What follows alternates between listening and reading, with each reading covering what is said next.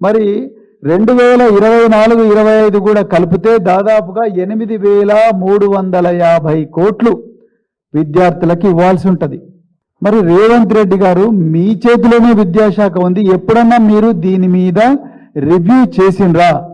ఈ విద్యాలయాల్లో చదువుతున్న విద్యార్థులు, మరి ముఖ్యంగా private engineering colleges, private medical కాలేజీలో చదువుతున్న విద్యార్థులు మరింత ఉన్నత విద్యకు పోవాలంటే, పీజీ కాలేజెస్ కానీ పిహెచ్డికి పోవాలంటే, వేరే రాష్ట్రాలకు పోయి చదువుకోవాలంటే వాళ్లకు ఈ డిగ్రీ కళాశాలల్లో, ఇంజనీరింగ్ కళాశాలలో సర్టిఫికేట్లు ఇస్తలేరు. ఎందుకంటే మీ ఫీ రీయింబర్స్మెంట్ బకాయిలు మా దగ్గర లేవు, అందుకొరకు మేము ఇవ్వడం లేదని అంటున్నారు.